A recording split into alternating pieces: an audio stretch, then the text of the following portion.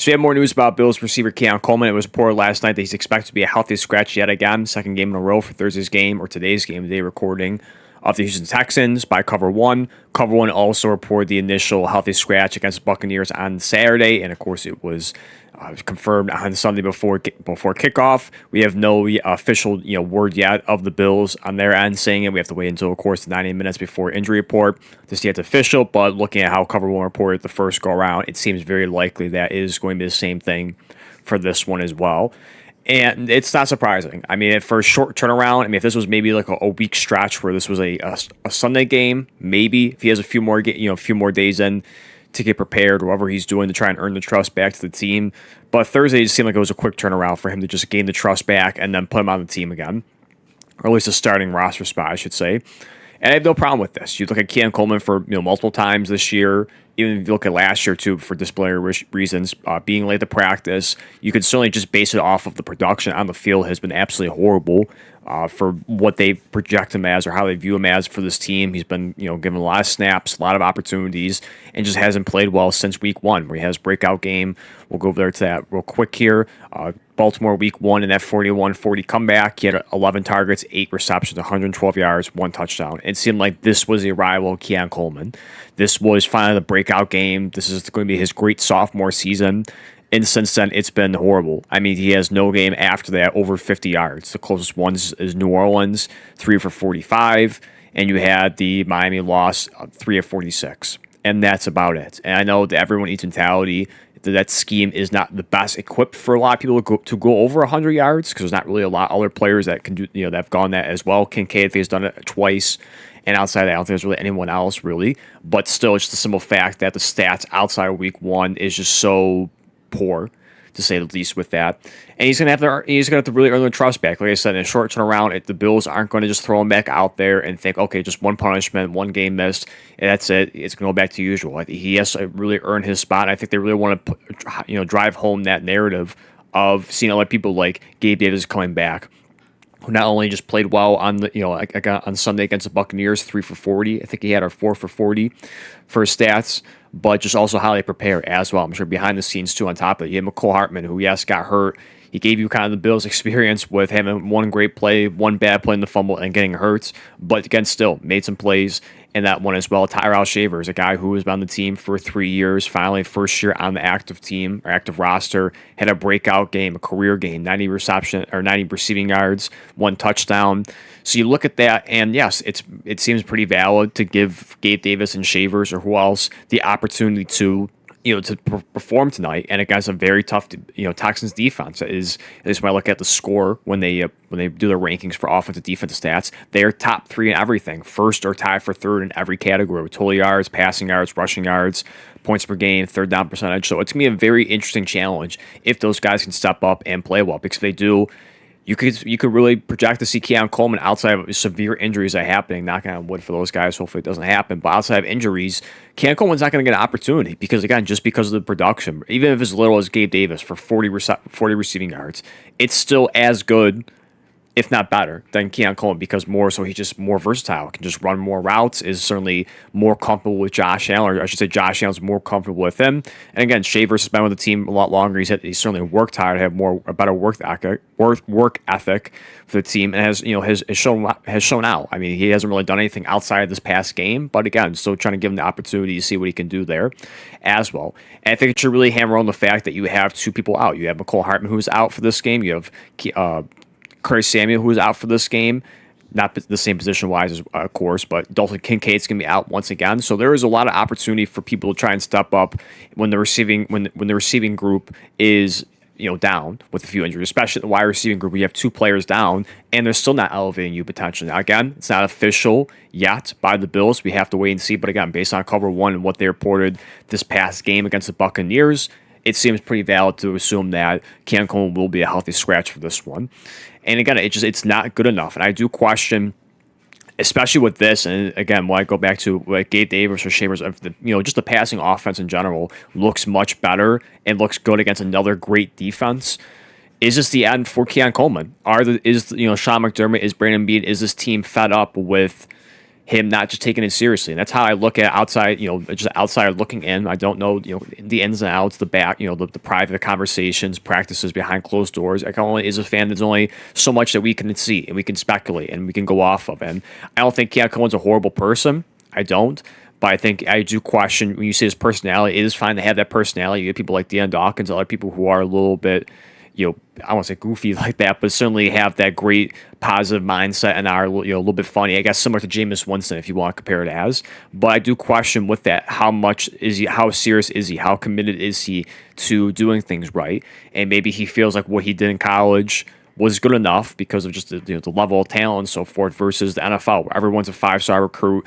Everything is just it's mostly on preparation. Yes, it's certainly the skill aspect too, but it's just about preparation. It's about how you carry yourself most of the time in practice and how you prepare and footage, watching film and so forth. And I do question just about Keon Coleman and what we've seen so far for disciplinary issues. It doesn't seem like he really cares about that at all.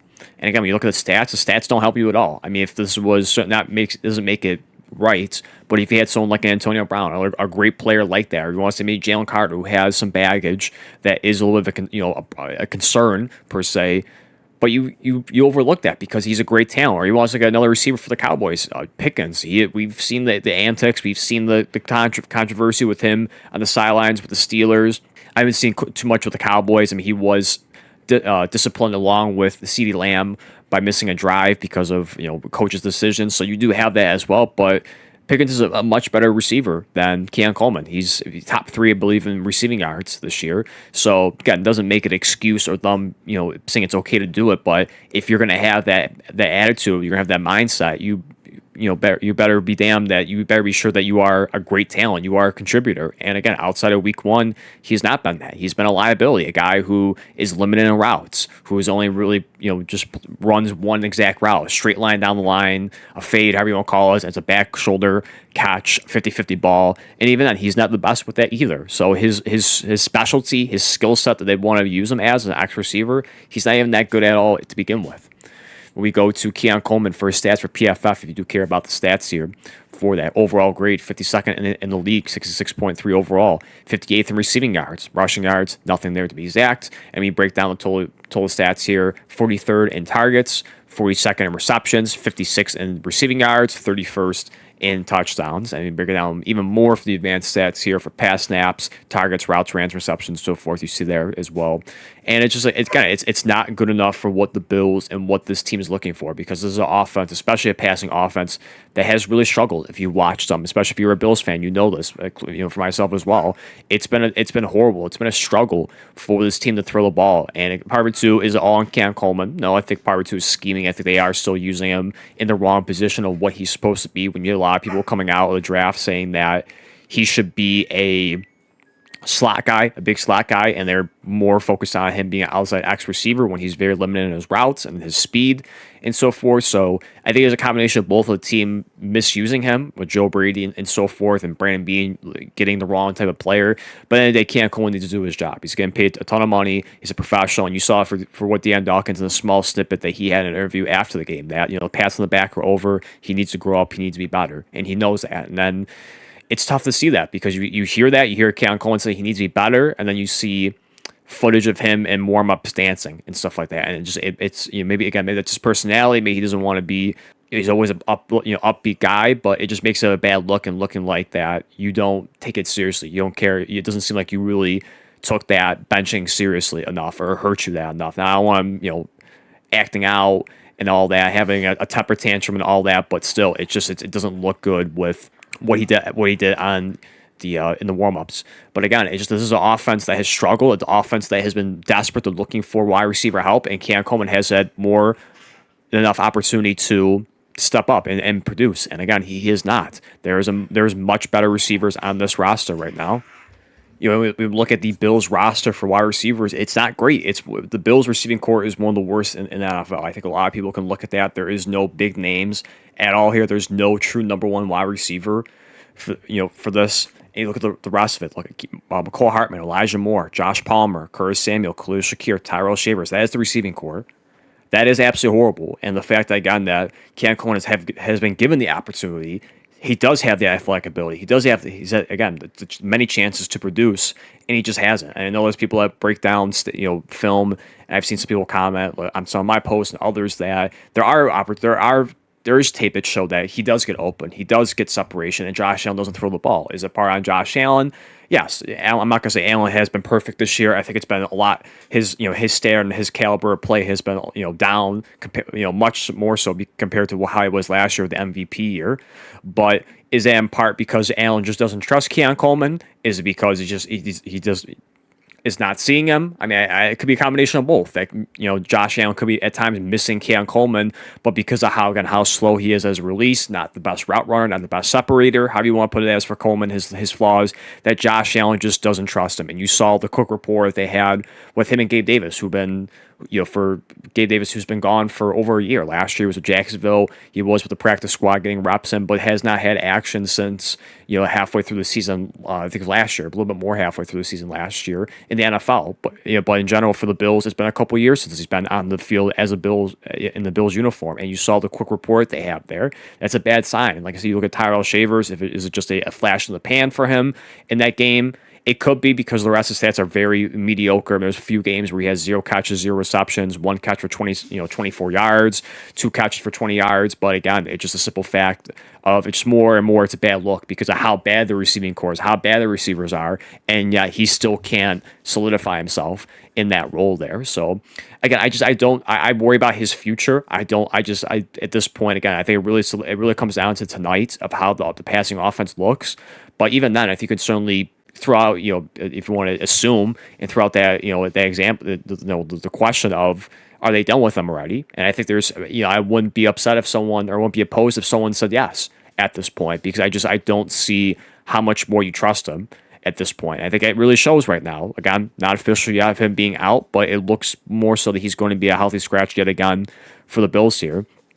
And he's more just the odd man out, regardless of how you feel about McCole Hartman, Elijah Moore, Curtis Samuel, who those are guys, especially Curtis Samuel, who just can't stay healthy, can't produce. McCole Hartman, same thing too. Just he couldn't crack a big role with the Packers, who were also struggling at wide receiver. Elijah Moore isn't really the best either. So I think that really should really tell you about how bad the Keon Coleman situation is in Buffalo in that regard for it too. And if you look at for a spot track, if they did want to move off him after the season here, the only logical move here, unless it's just setting the tone of you just don't care. And I'm not going to sit here and say this is big money. This is not a huge debt cap like Stephon Diggs or any other top player you're going to be taking for this one. I mean, pre-June 1st release is 2.7. Not the end of the world for that. Even post-June 1st is 1.7. You do have some savings in trades, but again, who would want to trade for Keon Coleman, for a guy who is very limited in what he can do, and you have questions about his commitment and how seriously he takes it. They save $647,000 pre-June 1st trade, post-June 1st is 1.7. But you set the tones. You set the message here, like we do not care if we have to take a hit at the salary cap. It just sends the message that we are done, we are through, and we just don't see it moving forward. And we'll see what they do. I'm looking way too ahead for the Bills. Whether they lose in the first round, they go home with a Super Bowl and win. How do you put it as that? Certainly, the wide receiver position should be a huge priority this offseason. We saw it with Brandon Beane. He tried to go after Jalen Waddle. He tried to go after some other players as well. And they should really show you that, yes, they are desperate at the position. They clearly know that they need help at that spot there. And very soon, whether it's a draft or free agency, how it plays out, however they try and get their guys, that Keon Coleman, looks like the odd man out. I mean, is there other players that I think that will be gone after this year? I mean, Elijah Moore, I believe so. McCall Hartman, I believe so. Curtis Samuel as well, because of just a horrible contract to begin with, but we won't get into that. So, I mean, I see 3 people right off the bat that's going to be gone this offseason. So, does that open a spot for Keon Coleman? Potentially. Is it just the odd man out, just by default, because there's so many holes at that spot here that maybe he gets an opportunity? Maybe, but it's just something that it's not for certain now. It's not, a second round pick where they give you grace, they give you the benefit of the doubt. He's going to really earn it. And again, it could be all gone for right now, and it's a done deal that he is gone after this season. But if he does get the opportunity one last time, if he does, he really has to make it the most of it. He does, and I hope this is a wake up call. And I like that the Bills, again, if true, that they're sitting him and not just throwing him back out there. That he has to learn the lesson that yes, these guys are producing. Yet you are not valuable to the team, and I don't mean that harshly, but he is. He's not valuable to the team right now. He's not useful. He's not producing at all. So I hope this really hammers home the fact that, not just for his Bills tenure, but his NFL tenure is what other team is going to get him. I mean, it's a guy who's going to quickly go on being Elijah Moore, a Cole Hartman, who's just going to bounce around the league and be on practice squads and not do anything at all. And his career is going to be over with. So, for him, again, I like his personality. For a person, I love him for how he is, but he needs to be serious. He needs to produce here. It's his job, and I hope it works out. I hope he really takes it seriously because he has the physical tools. He has the traits. Is he ever going to be elite? I don't know for that, but for his sake, I hope that this wakes him up, seeing how the Bills are going, how the Bills look much better. And I hope that kind of puts a fire in him that it should be a little bit disrespectful in a way that the offense is doing better and they feel like they don't need him anymore and he wants to go out and prove himself. But again, it could be all for nothing at this point and they can move off of him. I mean, like I said, it's not the end of the world for the dead cap. You take at worst a $2.7 million dead cap hit on him. But if it's just a simple fact of just getting rid of him because you think he's just useless at this point for your team and you want to get fresh players in there for next year, we'll see with that. But again, right now, not official yet, but Keon Coleman looks to be a healthy scratch yet again for the second straight game against the Houston Texans. Again, like I keep saying, hopefully for his sake that it turns around, it gets better, but he needs to really wake up and he needs to really put the work in it. If he feels like he's doing the best he can, it's not a good enough, and he's gonna have to push himself even more than what he's ever done before, probably in his football career for this one. So we'll see how it plays out for tonight, whether he's in or out, and how the passing offense looks, and we'll see what happens next week in Week 13 if it's still the trend by cover one if they reported again that he's a healthy scratch.